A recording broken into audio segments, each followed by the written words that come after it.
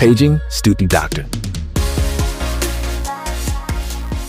Hi, everyone. Welcome to the Young Physicians Network DOing Med School podcast. I'm Christopher, a third-year medical student at Kansas City University in Missouri, and I'm joined by Chastity, my beautiful fiancée. Hello.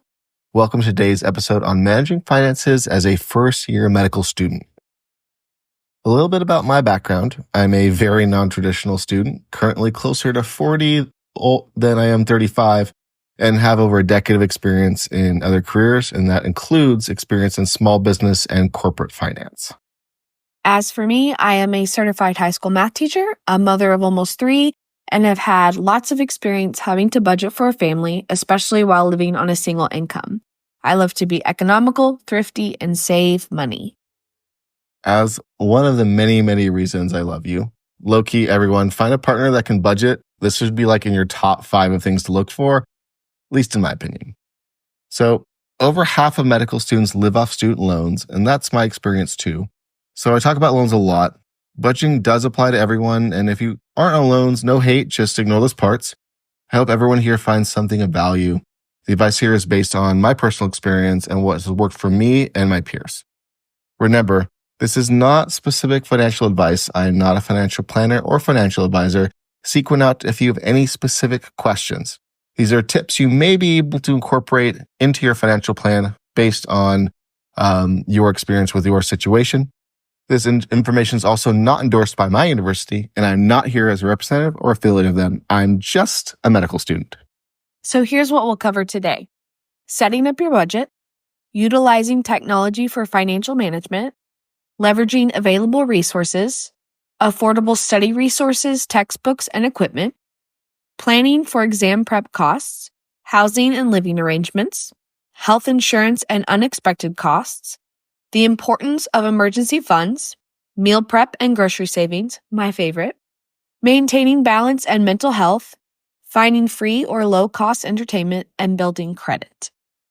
All right, let's get started. All right, so setting up your budget. Managing finances starts with creating a detailed and realistic budget.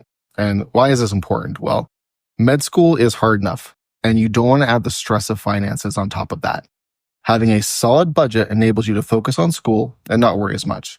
And you've probably heard this phrase quite a bit by now, but it really is drinking water from a fire hose, and the volume goes up and up and up.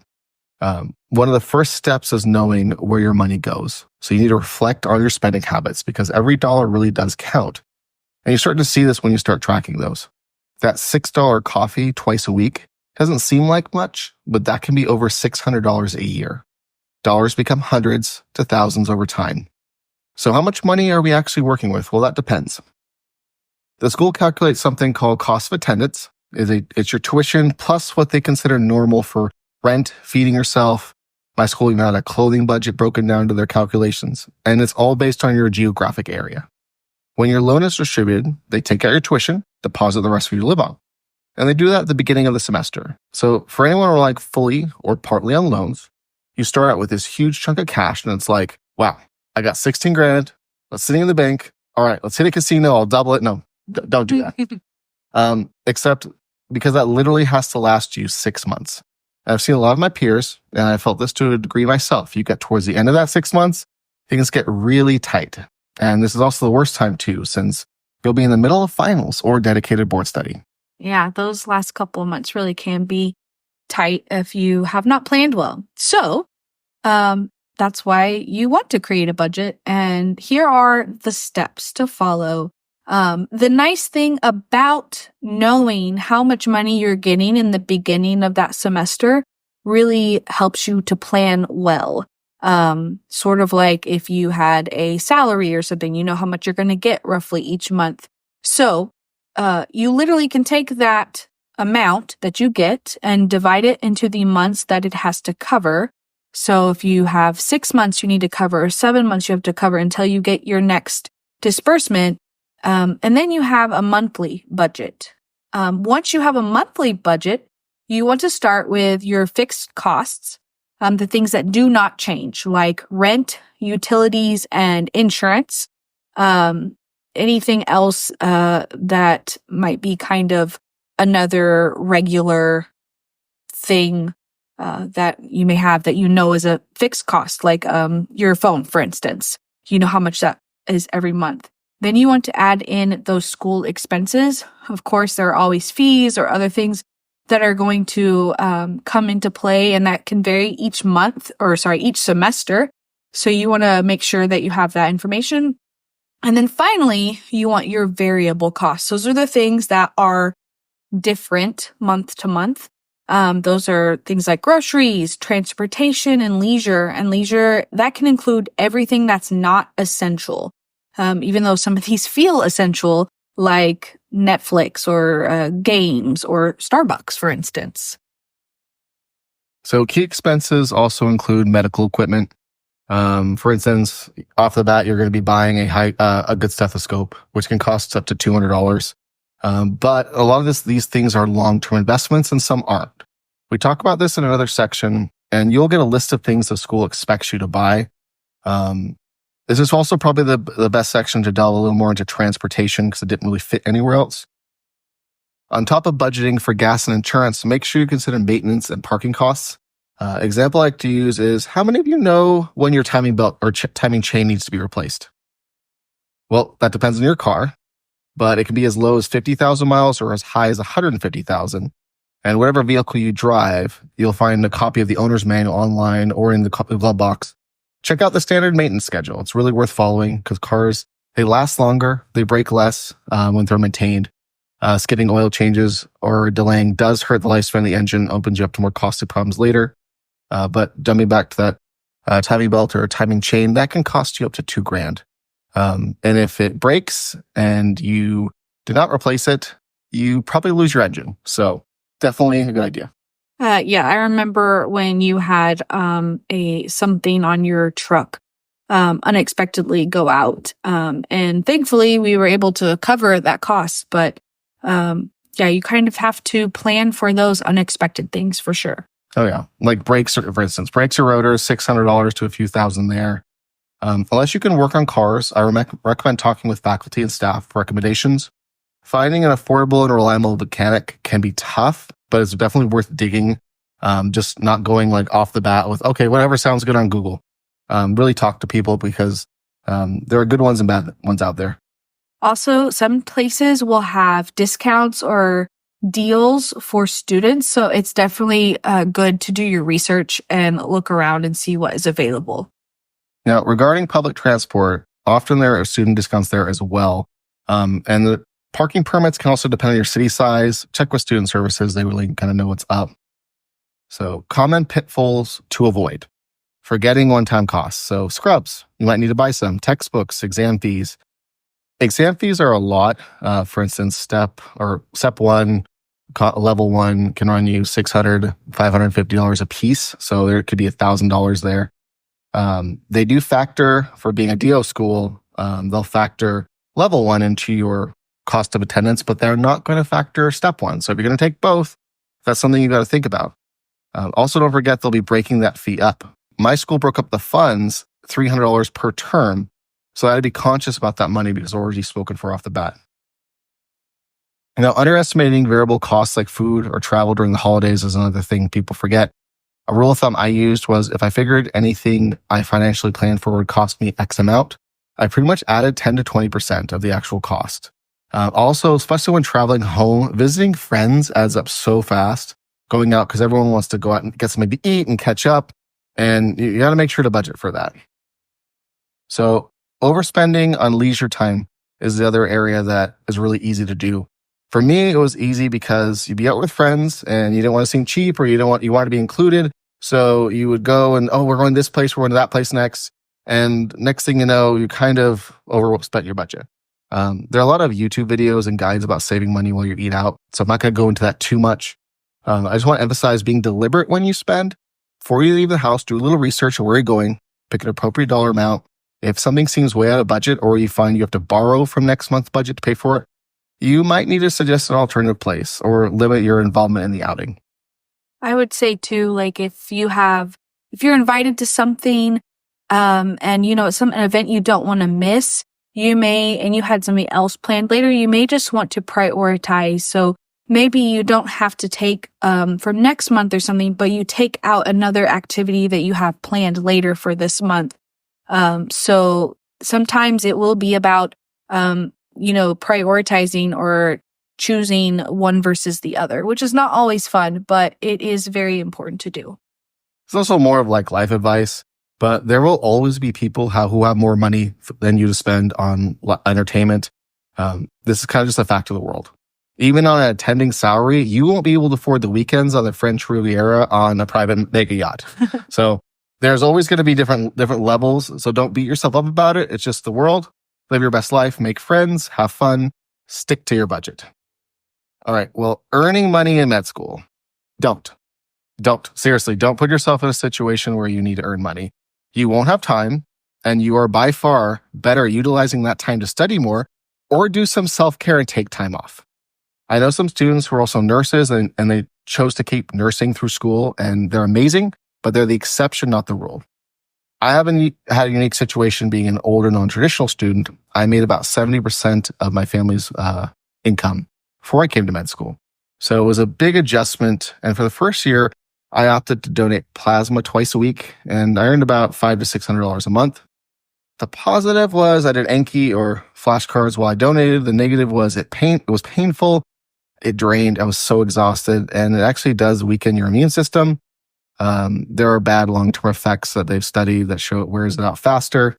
So in the end, it was necessary. So same, do what you have to do. But if you're just looking for spending cash, 1,000% would not do that. I also could not do it in second year. I did not have the time. Yes, and there have also been times where unexpected finances have come up, and you've had to do things like DoorDash and stuff like that. And I will say that it definitely made things a lot harder for you study-wise. You're in the middle of rotations this year, and you have your tests every month for your different rotations. So it definitely took time away from your studying. So like Christopher said, absolutely only do these things if necessary. If you can get away with not having to do any kind of work outside of school, do not do it. Now, one exception is on-campus opportunities. So things like research assistants are often paid. Again, weigh the benefits versus invested time, because your time is literally currency. The most valuable thing you have is your time. And we also had a few students get stipends for like helping record lectures in the AV booth or helping out in the simulation lab. Little stuff, not a huge thing, but things that weren't going to take a huge chunk of your study time away. So our final tips, regularly review your budget and adjust as needed. Things happen, things pop up, you have unexpected things. So just be constantly reviewing and making sure you are where you need to be. If you're finding that you're spending more than you budgeted on a consistent basis, you need to readjust. So sometimes that means cutting something out, or it could be that you may need to change where you shop, or you didn't realize something was going to be as expensive, so you move it from one area to another in your budget. Find one thing, though, that you really love. Maybe it's a weekly pumpkin spice latte. I know that is Christopher's secret. Got that right. Love. But just have that one thing that is still good and that is kind of like your treat, so that it helps you to stay in budget, so you don't feel like you're giving everything up. And finally, don't forget to set aside 5 to 10% for unexpected expenses, like we were talking about, to avoid dipping into your savings. And we'll talk more about emergency budgeting later. But you should have hopefully about $500 to $1,000 set aside for emergencies. So let's say you get $16,000 per semester. That is about $2,700 a month to live on. So, obviously, if you aren't living in downtown San Francisco on that budget, but, that's about what Christopher got in Missouri his first year, and that worked. So $500 is 3.125% of that, or about $85 a month that you want to kind of put towards your savings.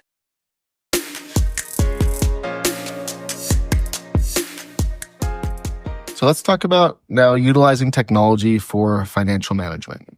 So you have all these things you need to spend money on, and it's a big list. How can you make this as easy as possible? Remember, we don't have a lot of free time, and I certainly don't have the desire to start to look at my budget every single day.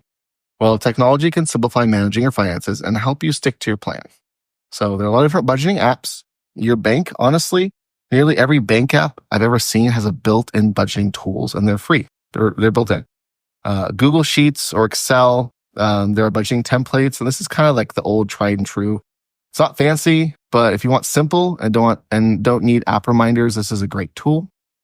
I also want to talk about some other apps. Some of them have a cost. I'm not endorsing any of these, but they all have their own kind of flavor, and that might be of value to you. Do your research.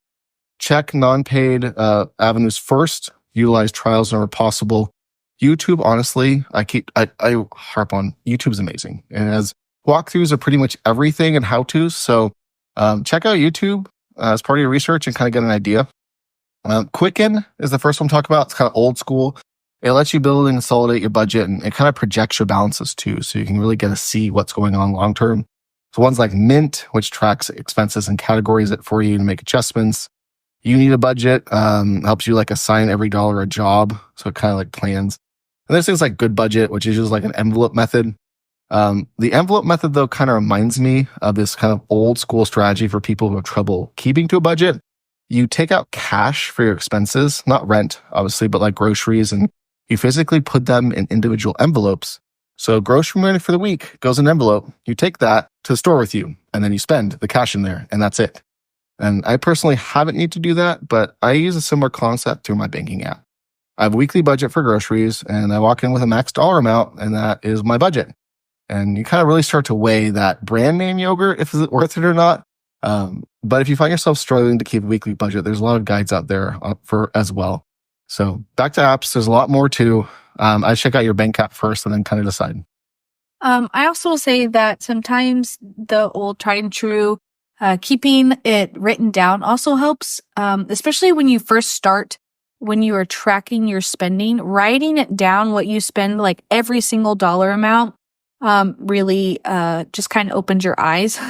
So for some people, I have friends that still kind of do a balancing a checkbook type thing, even though they don't write checks. They just make sure that everything in their bank is correct and whatnot. So there's also like savings tools like kind of Acorns, which like invests for purchases. I've never used anything like that. So again, do your research. And there's other apps like Digit, which kind of analyzes your spending habits. The idea of saving for something specific is great. Maybe your group of friends wants to plan that trip to Aruba at the end of the first year or something. But it is really hard to save money on the tiny budget that you have. And I will say that saving doesn't have to be anything that is super difficult to do. There's also a really cool envelope trick, speaking of envelopes, where you can take 100 envelopes and number them 1 through 100, and you put that dollar amount in each envelope, and it's like $5,000 at the end of it. So that's something you could work on through the years that you're in medical school. It doesn't even have to be like you do it in 1 year. The other thing is when I was first, on my own, I would take a portion of each check I got and put it in my savings account. And I just knew, like, for instance, I did it back in the day when I had to make sure I paid my car insurance each month, but I would take $75 each week, put it in my savings, so then that I could pay that bill at the end of the month. But then I also left extra in my savings account. So that was how I was able to first start saving. And we will talk about debt a little bit later when I talk about like billing credit. But jumping in next to automation for financial efficiency, automating bills to avoid late fees is amazing. You have budgeted for it already, so you know the money's spent already, and it'll be one less thing to worry about. And more time to get the second pass on that lecture at 2 times speed than paying a bill. Just make sure to factor in your disbursements, and that goes into your planning overall. If you don't get your January disbursement until January 5th, you still need to pay rent on January 1st. Your financial aid office will have an idea of when you get those disbursements, and we actually got a list of the dates. And I've never seen anything distribute, by the way, before the 1st of January or around there. So just keep that in mind when you're working budget together. So don't overall forget to stay on track. Use calendar reminders for subscription renewals or annual expenses like board exams. Review financial reports monthly to identify trends and cut unnecessary spending. Again, even my credit card app and my bank app both let me run my credit report. They both let me look at my spending habits so I can see how much I actually spend on gas, eating out. They really help me plan my budget by just being aware of everything.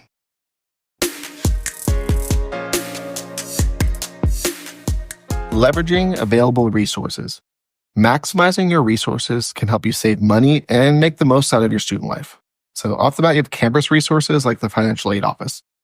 You can apply for scholarships. They're kind of a pain. You have to have your CV up to date, and it doesn't actually change the cost of attendance. So you don't get more money, but it reduces what you have to pay back later, which is a great thing, especially at the interest rates right now. For instance, I'm paying 10% on my graduate student loans, and that's the federal rate. So long term, I'll be very happy if I could get some scholarships. Ask them also about emergency funds or grants for unexpected costs. My school has an emergency budget that I can apply for. Students in the past have used this for things like flying home for a funeral or unexpected vehicle repair. And I won't count something like that since it still needs approval. But if you find yourself in a bind that's there, definitely apply for that. Classmates, especially those second years, can give you some good tips. But go talk to some, get some numbers, sign up for like a big little program if your med school has one. Most of us have felt the struggle, so we're happy to help in any kind of situation you're in, if we can give you some advice at least. There are also community resources such as local food banks or organizations offering student discounts. Need before greed. Don't use resources if you don't need it, but also do yourself a service and use those resources when you do. I can personally attest that there are times I needed help from an organization or two while I've been in school. And I actually kept a log of those places that made a difference for me. And those are going to be the first places I donate when I can later in life. Now let's talk about maximizing discounts. So you want to check for student discounts, kind of like I talked about earlier. There's some on streaming services, tech subscriptions, and public transit. I know, for instance, Christopher uses Amazon Student and also YouTube Premium on a student account, and that helps save money. You also want to check with your IT department and the student services because sometimes they will know of discounts. Also, if you have a family like we do, I as a teacher have discounts too. So use those resources. So look for deals at stores like Target, Walmart, grocery stores with student reward programs, or even if it's not necessarily a student reward program. For instance, when we use gas stations specifically that give us rewards. Like Shell is great. You can sign up for the thing and get like 5 to 10 cents off a gallon every single time. Love's also has the same kind of thing. So that's really great. If you have a store that you prefer to shop at, one thing that you might consider is getting a credit card for that store. For us, we go to Sam's Club a lot. So we decided to get the upgraded membership because it actually ends up saving us money and we get money back for that. Credit cards can be controversial. On one hand, if you don't stick to a budget, it's really, really easy to rack up a bunch of charges that you can't pay off. And then, you have terrible credit. But on the other hand, if you're able to, it does really good things for you. You get points and rewards for a specific place. It helps build your credit. And it adds a layer of fraud protection if you use a credit card rather than a debit card. So we've had things where we've had fraud purchases, but because we used a credit card, we were able to get that fixed a lot easier. Having it from a bank, it's a lot harder to do. So those are also really good things to consider.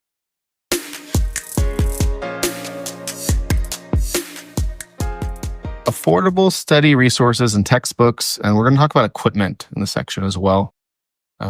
Textbooks and study materials add up really fast. And so I encourage you for textbooks, explore digital or open access textbooks for free or low cost. Casey actually gave us all the textbook we needed digitally, and they kept physical copies in their library. So I only paid for physical textbooks a few times, and most of those were used from upper classmates. Speaking of which, check with upperclassmates for discounted or free books they no longer use. See if there's a buy, sell like Facebook group. I've gotten a lot of stuff from there, not just books, but furniture too, but that's a different story. Buying used textbooks or renting from platforms as well from Amazon can make a big difference. So for alternative study resources, leverage YouTube channels. Ninja Nerd saved me so much in first year. Osmosis had a lot of free stuff. Free is good, especially in first year preclinical content. Talk to upperclassmates as well. See what YouTube channels they recommend. For OMT, Dirty Medicine was really good. Also, Anki. Anki is free. If you're not familiar with that, it's like a flashcard that relies on the principle of spatial retention. When I first came to KCU, I was given a number of Anki decks made by upperclassmen for my classes, which helped. But in second year, I utilized something called the Anking deck, which is pretty well known at this point, and all pretty much free, and free is good. A lot of times, the upperclass mates as well will have like a drive of information and like useful documents and nothing copyrighted, of course, but things that would be very useful to you, guides and things that other students have written. Check those out. See if you'll get something like that. And you don't need to reinvent the wheel. We've all done this work before. So if you can rely on what the work others have done, that's fantastic. Now let's talk about medical equipment, because early, a large expense is medical equipment. For instance, I had to buy that stethoscope, but that's something I'm still using now in rotations, and it's something I will use in a residency most likely. So it was worth it for me to go out and buy the nice Leiden one. Other equipment is up for consideration, though. My school had a list of equipment they expected me to buy, and they actually had a package, which was, I think, about $1,000. And overall, it was a good deal, especially with the equipment you got. It was mostly Welch Allyn and really high-end stuff. However, I opted to use our school's buy-sell page and got used pieces from upperclassmates, and I bought some mid-tier stuff on Amazon. Honestly, again, talk to the previous class and do your own research. Just to give you an example, a blood pressure cuff typically runs anywhere from $75 to $200. That $20 one on Amazon is not going to be accurate, and you're not going to be able to learn off it. Remember, these are tools that you need to know how to do. And I personally didn't need top-of-the-line stuff, but I needed some degree of accuracy. So make sure you check which equipment you're getting. Don't go for the cheapest of the cheap, but find something from a reputable company. Realistically, though, when you get into clinic or hospital, so much of that equipment is mounted in every room. And the stuff that's mounted is so much better than any of the handheld stuff. So don't sweat all this too much. Also, don't forget other items like scrubs, dress clothes, comfortable shoes. Again, your school put out a list. If it's not on the list, don't get it. I have seen so many classmates waste money on stuff they never use. Yeah, that anatomical model of the human skull looks really cool. It's a great study aid, but so is the one in your campus library that's free. And that item is literally like 0.1% of your overall grade. Maybe you want that skull to double as a coffee table paperweight. You do you, but you really don't need it. Now, there are a ton of guides on the quote-unquote medical school essentials. This isn't referring to medical equipment, and all those extras can be helpful, but use your common sense. If you need something, you can always pick it up later. I know the temptation is there to buy a bunch of stuff because you want to make a good impression. I promise you, none of the important people care that you aren't wearing figs. And personally, I think slightly worn scrubs make you look a little bit more legit, but that's a personal preference. Yes, speaking of scrubs, a great place to get them is, especially if you're in a place like we are where there are 2 hospitals and a medical school and a dental school and things like that, go to places like your Salvation Army, or we have Goodwill or things like that, because you will find a surprisingly amount of used scrubs, really easily to find and very affordable. Also, Walmart now sells scrubs. I know that sounds weird. You just have to kind of dig through them. They have like one unisex option. Most of them are women's scrubs. We've actually bought a couple pair there, and they are really nice. Don't forget to keep an eye on online sales. I think I got some from Mandala that were like 75% off at some point. So keep an eye out, talk to people, see what you can find. No matter what equipment or item you need, my advice is focus on used first. And you're going to get sick of me hearing me say, talk to your upperclassmates, but seriously, talk to your upperclassmates. And that's going to come out as a theme, by the way, in this podcast, but that's okay because I can't stress it enough. We've been through this. We've done this. This is why this podcast exists at all.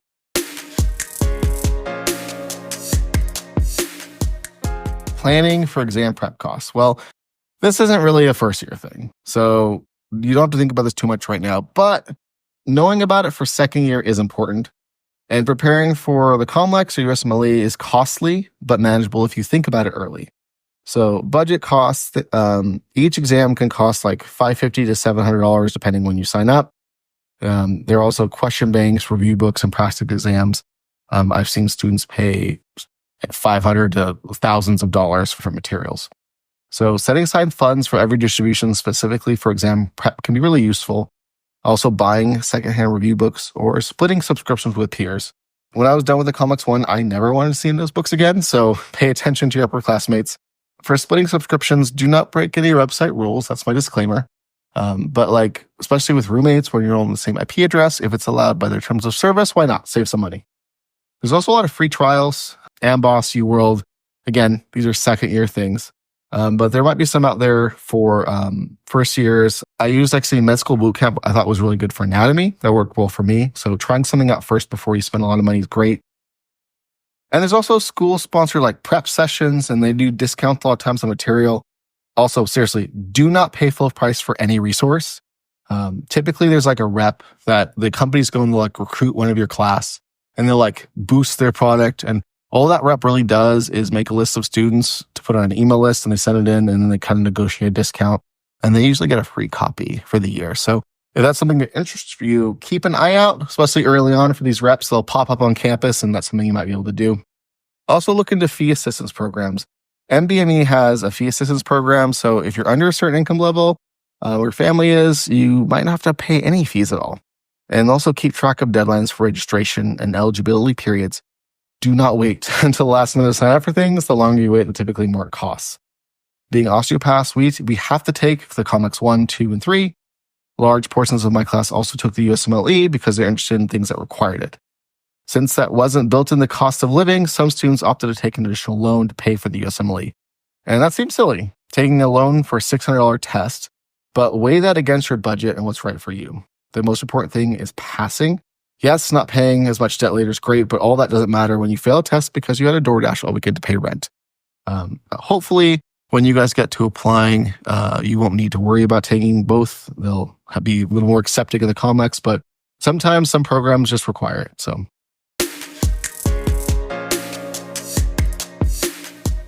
housing and living arrangements.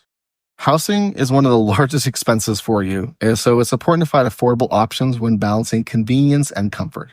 So you really got to choose the right place for you. Now, there's on-campus and off-campus because a lot of med schools offer on-campus, which can be really convenient, is usually more expensive. And a lot of schools don't have this at all, so mine did not. I love the idea of living on campus, but check out housing prices in the area. One of the schools I interviewed at was charging like $2,000 a month for a 2-bedroom on campus, but I could rent a 2-bedroom house for $1,000 in that area. So make sure to weigh it out and do your research. Off-campus housing can save money, especially with roommates. Our school set up a housing Facebook group, and this was actually a closed group managed by Student Services.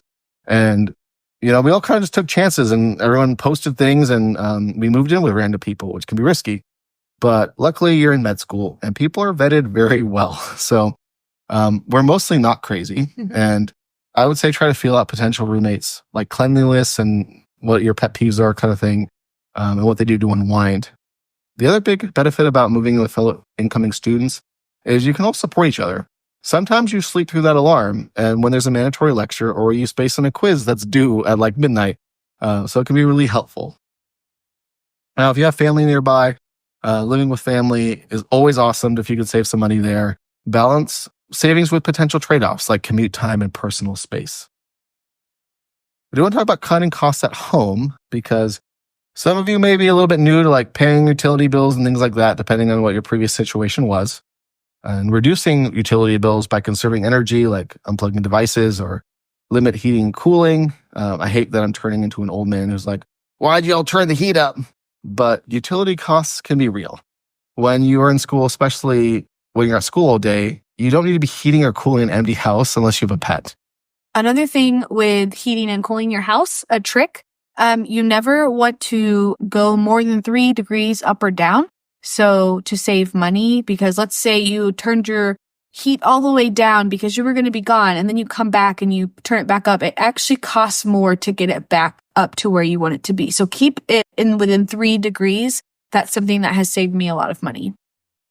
If you're trying to figure out how much you need to budget, reach out to upperclassmates and ask them, or local utility companies often have a bill estimator. Some companies may also have a type of billing where they kind of estimate how much you will use the whole entire year, and then they break it up to even disbursements. So you're kind of paying the same thing each month and you're not surprised. Yeah, especially when things are really hot, or if we're a place like Missouri, things get really cold. And all of a sudden, the winter months, you're running your heater because it's like 10 degrees outside. That can be a lot higher bill. So something like that could be nice to avoid unexpected surprises. So furnishings. Maybe you've got a bunch of furniture, great. If you don't need to spend a ton of money on new furniture. I get the need to nest, especially for my fellow introverts who need that home recharge time. Opt for simple things or check secondhand stores. Also garage sales, and again, my favorite resource, upperclassmates. I'm pretty sure 90% of my furniture has come either from our closed Facebook group or Facebook Marketplace. One thing I recommend do not skimp on is bed. I mean, don't go out and spend $5,000. I mean, like, don't buy a $200 mattress. Go get the $600 one. Your back will thank you. I bought mine on sale at Big Lots, and I signed up for the club savings thing, was 15% more off. I would personally avoid mattress stores. I'm sure there are exceptions, but they tend to be pretty pushy since most of them pay commissions to their salespeople. If I'm offending anyone out there with relatives who are mattress salespeople, I apologize. This is just my personal experience over the years. You can also even, again, check with your upperclassmates. We've bought a mattress off of someone that we trusted. They had only used it for a year or two, but they were moving out of state and they couldn't take it with them. So that was a very affordable option for us as well. And finally, avoid unnecessary subscription services like cable. Streaming is more cost effective. Share with your roommates if you have roommates. My roommates and I coordinated. One of us had a Netflix and I had Hulu. And we all made profiles. It was super easy. Now, remember to prioritize safety and proximity to campus when choosing housing. And then also create that housing budget and stick to it to avoid overspending on rent. Another thing about especially if you are with roommates, talk about those things that you all use. I know Christopher and his roommates, they took turns buying milk or buying toilet paper for the household. Some choose to, just buy what they're going to use, but sometimes it's nice to be able to take turns buying things too as well. Also, when you buy in bulk, things are a lot cheaper typically. Yes, Sam's Club is your friend.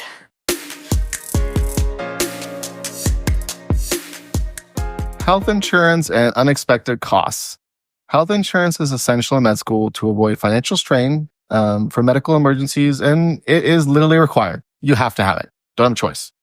If your parents or family insurance qualifies, great. My school required in-network to within so far from the school. So a lot of my peers had to buy their own despite still being on their parents. Stay on your parents, though, if you can. Free is always best. However, if you're attending out of state and you have to, one thing you want to do, though, is compare the school-provided insurance with state marketplace options. Look at premium costs, deductibles, copays, assess coverage for prescriptions, primary care, and mental health services. Make sure to pay attention to what your school requires, though. Mine has specific amounts of coverage that I had to get. So I had to make sure if I got a different option that it covered when I needed to make sure I was in trouble with the school. However, you got to build a small emergency fund for health insurance because there's out-of-pocket expenses like copays, urgent care, or even some prescription costs. Going to the doctor costs money. Even with insurance, sadly, I pay through the school's insurance $30 for primary care visits and $70 to see a specialist. And to give an example, I injured my foot and needed 5 sessions of physical therapy. Well, that was $350 I had to pay over those 5 sessions. So use student health clinics if they're there. They're often low or free. Other thing is think about the public health department can actually carry a lot of services. And our professors actually work there. There is a free clinic that people can utilize too. So tips for minimizing costs, review your plan's coverage throughout to avoid unexpected charges. Also you can always ask for payment plans. If for some reason you need a medical procedure, it's really expensive. Oftentimes a hospital will work with you. They like to get paid. And then while health insurance is an upfront cost, it's built into your cost of living. It's something you have to have. Don't stress it too much.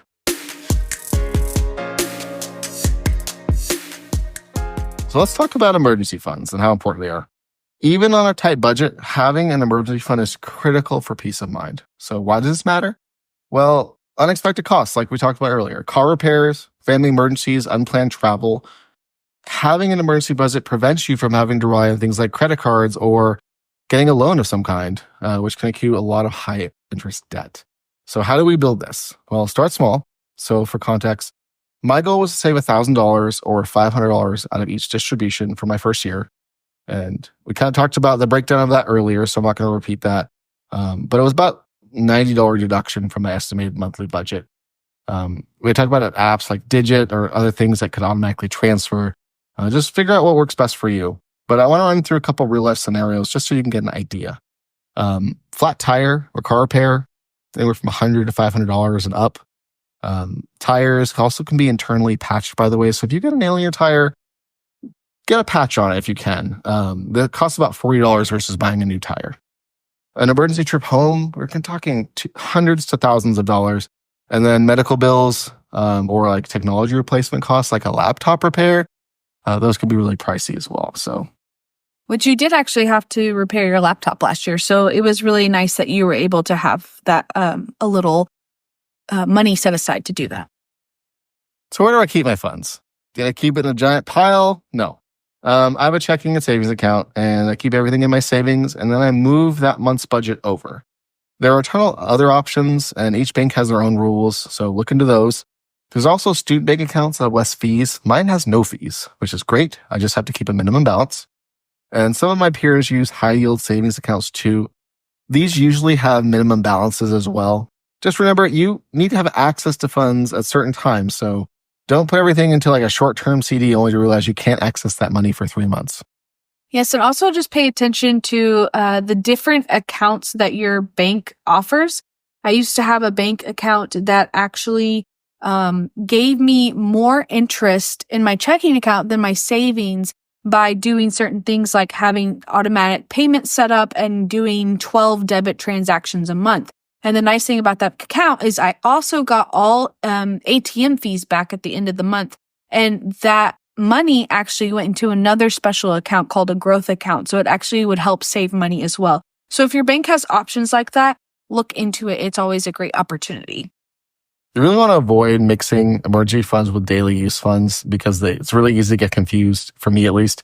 You can also get more than one savings account. So theoretically, I haven't done this, but I thought about getting a second savings account and putting just my emergency funds there.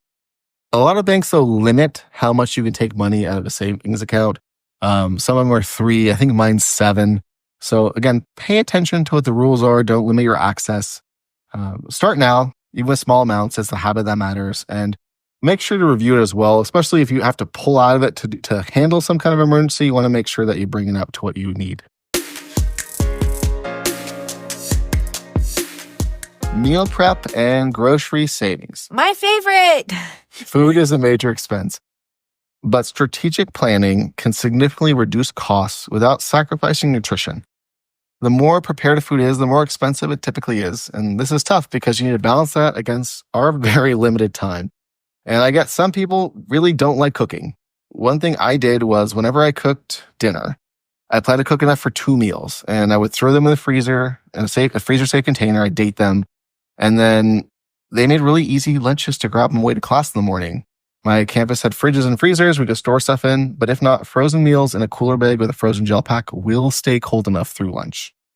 So meal prepping, one of my favorite things, saves time and money by avoiding takeout or impulse grocery shopping. Seriously, do not shop if you are hungry. Go get a snack. Go get something, because you will end up with things in your cart you don't need. At least I do. Meal prepping also ensures you have balanced, nutritious meals to fuel those long study sessions. There is really a lot of research that shows eating balanced and healthy foods does reduce stress, reduce systemic inflammatory responses. There's a ton of benefits overall. So let's talk a little about meal prep, planning weekly meals, and sticking to your shopping list. So there are a million online websites and groups. People are really into meal prepping, and there are like so much stuff out there. So you can pretty much find recipes for every style of food. So look around, find things that work for you. One thing you do want to invest in is some good reusable containers. I highly recommend glass. It doesn't stain, it lasts longer. But look at your budget, see what you can do. Don't forget about thrift store options. I will also say that if you are not good at meal prepping, just meal planning in general is a great strategy to start with. Just having a menu planned, knowing what you're going to buy really does help you, even if that's not, making all of your meals for the week in one night, but knowing what you're going to make helps.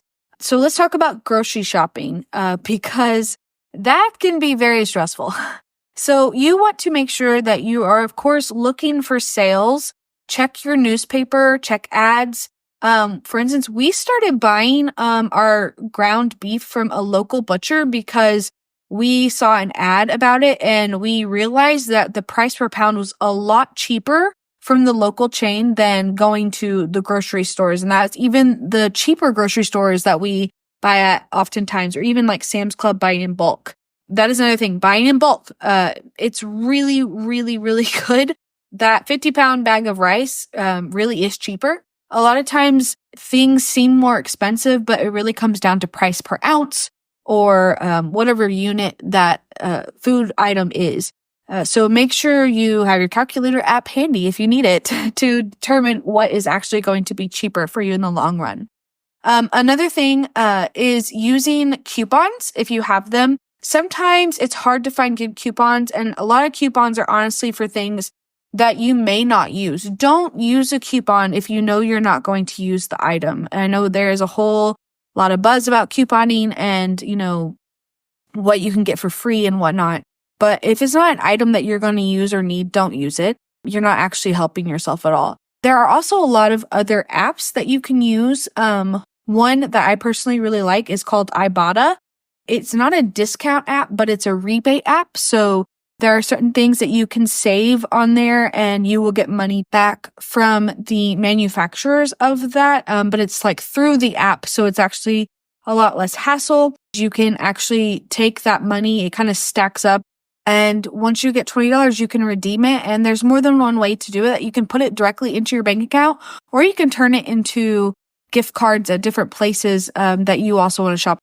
There's also other apps like Fetch where you just scan receipts to get money. And again, you can turn those into gift cards for different places. And again, just make sure that you are not buying things that you don't need.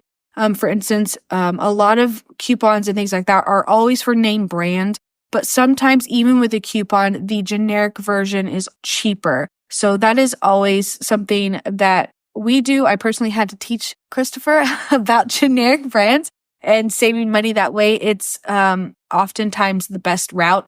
Also, the other thing I will say is shop around at different stores. Don't go to just one store and get everything there. Sometimes you have to shop at multiple stores to get the most bang for your buck. One final area I do want to talk about is kind of budget, but also kind of time related. One-pan meals are great, but also investing in like a rice cooker or slow cooker. It's kind of awesome when you leave for class, set your slow cooker, come back to a really tasty dinner. Also, a lot of cheap things like cheap meat cuts after about 8 hours in a slow cooker taste delicious and it's nice, soft, and tender. So investing in something like that can really save you a lot of money and time. The most important thing, though, stretch your budget, but also you really do need to eat balanced. Don't sacrifice that nutrition just to save a little bit of money. Maintaining balance and mental health. Financial stress is common in med school, but maintaining balance is really the key to success. So one thing you have to budget for is self-care. Allocate funds for gym membership, hobbies, or an occasional outing. You really do need to unwind. My school included a local gym membership in my tuition, so I took advantage of something I was already paying for. Prioritize free or low-cost self-care activities like walks in nature, which have been clinically proven to lower stress. Yoga at home. YouTube has a bunch of like free guided things. Again, free or low cost is great. There's like outdoor gyms you can find sometimes, or free fitness classes at the community center or in the park. And why I bring this up? Because burnout is real. Not really financially related, but success related. Be aware of burnout symptoms like difficulty concentrating, irritability, or fatigue. You have to rest. Stress curve is a thing. There's a point of diminishing returns. recognizing these signs and adapt accordingly. If finances are a major stressor, you should maybe talk to a financial counselor or mentor. But there are affordable ways to prioritize stress relief or even your mental health. Utilize school counseling services, often included in your healthcare plan, or practice mindfulness through apps. There's a bunch of different ones out there. YouTube's also great. Again, free guided meditation, mindfulness techniques. Like I said earlier, engage in hobbies that bring joy, even just a few hours a week. And word of caution, none of these resources are a substitute for your own therapist or counselor. Only someone who's familiar with your situation, who's trained and licensed in therapy or counseling, can properly address your mental health concerns. So don't be afraid to reach out to professionals. But build a support system. Connect with classmates for shared experiences and mutual support. Now, you ask yourself, why is this relevant? Because support systems save you money in the long run, and that also helps reduce stress. Or you can all talk about the rising cost of milk. I don't know. You will be spending a lot of time with these classmates, and med school classes are small, even at big schools. So, lean on these people. They're going to become your friends. You're going to invite them to your weddings eventually. Speaking of leaning on people, family or friends also are great to lean on. For me, it was hard to rely on anyone other than my partner or classmates because most of my non-medical school friends and family just didn't understand the stresses that I was under. But use what resources you have. Remember, your well-being is an investment in your success as a med student. Medicine is stressful. It's going to be stressful through residency, into your years of independent practice. So starting good self-care methods now, creating good habits and patterns will make a big impact on your long-term success and lower your chances of burnout and help you be happier.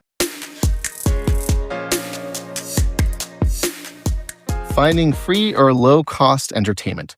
Finding budget-friendly ways to unwind is important for stress relief. So think about university-sponsored activities, attend campus events, workshops, or student organization meetups.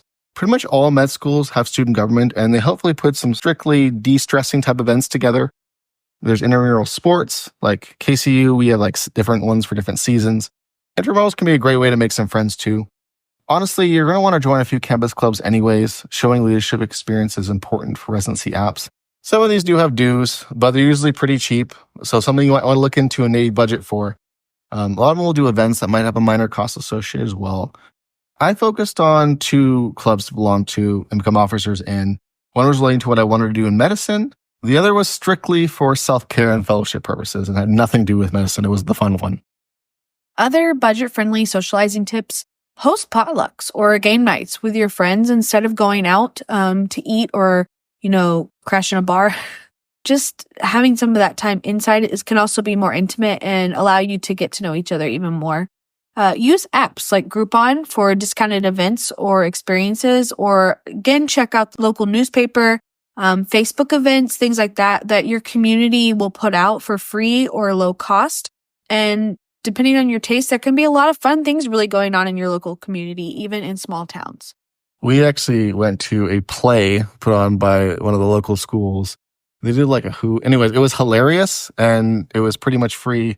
So they are out there and there's some fun stuff. Entertainment really doesn't have to be expensive. Find joy in free or low cost activities. Your budget will thank you. I do want to talk about building credit responsibly. Building credit is an investment in your financial future, and eventually you might want to buy a new car or a house or maybe a boat. I don't know. However, unless you're prepared to save cash and pay outright, which isn't a terrible plan if you're patient, you're going to use credit via a loan.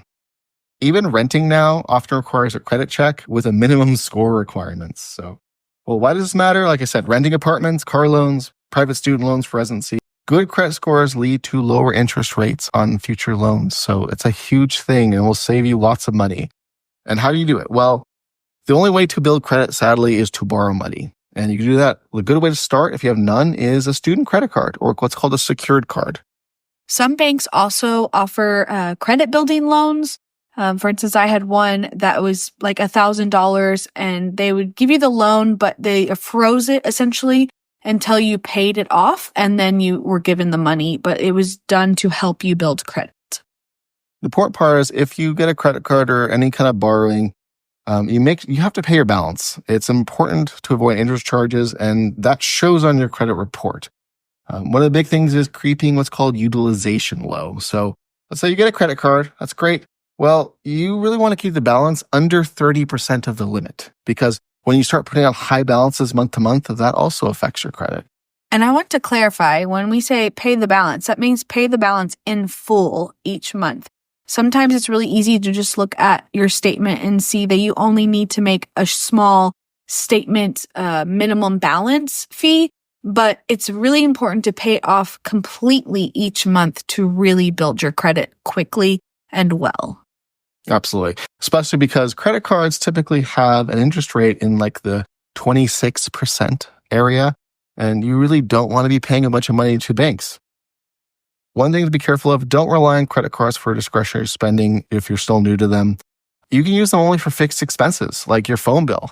And that way, that money is already put aside, it's budgeted, and that's the only thing that card's really doing for you, but it's helping you show a consistent pattern in building that credit. You can also set up auto pay to avoid late payments. And again, late payments go on your credit score. And how this credit score works is this score will follow you essentially for 7 years. If you miss one payment, they will know about that for the next 7 years. You don't want to tank the mortgage rate on your future home when you finally get that attending salary because you weren't careful now. And another thing about credit cards is look at what different credit cards are offered to you. For instance, my credit card that I have, I get 3% back on gas. So I use that credit card just to pay for gas, and I know I'm going to pay that off every month. And that not only allows me to build credit, but it allows me to save money in the long run as well. So what you want to do is kind of monitor your credit. There are free tools like Credit Karma. My bank had its own app for free credit tracking. I also got through with my credit card too. So I kind of keep an eye on things. You can also request an annual report from every one of the bureaus for free to check for errors. It's about consistency. Start small and avoid unnecessary debt. Debt is often cyclic statistically. They know that once you're kind of in that hole, it's really hard to dig your way out. And people will literally go from like maxing credit card to paying one credit off to using another. And it can just get really out of hand. So the important part about thinking about credit is not as some way for you to pay for that trip, which might be really tempting, but as a way maybe to invest in yourself. So in that future, when you're ready to buy a house, when you're ready to make that large purchase, you're not going to spend literally tens of thousands of dollars or more in interest because you don't have good credit. To give you a real world example of a benefit of having good credit, my school came out with this ultrasound elective, which was awesome, but required us to buy a ultrasound probe, which was $4,000. And me not having an extra $4,000, I had to utilize their financing option. Well, they gave me 0% interest because I had really good credit. And I also got to finance it out for 3 years. So that was a great thing that I got. And a lot of my peers didn't get that, unfortunately, because they didn't have the same credit history. Whatever you do, just be careful. And remember, this is a long-term thing. Most things on your credit report take 7 years to drop off. Some things can take 14 years. So be careful and do your research. Thank you guys so much for tuning in for today's episode. Managing finances as a first-year med student is challenging, but with careful planning and resourcefulness, it's entirely possible to stay on track. Remember, these are just tips that work for me and my peers. Your financial situation is unique. So adapt these ideas to fit your needs and reach out to a professional if you're unsure. These tips and tricks will also help you long past your first year as a med student and well into your life as an attending. So I hope you really like them. We'll see you next time. Until then, take care, keep thriving, and keep DOing it. Sorry, I had to do that. Thank you so much, guys. Bye, guys.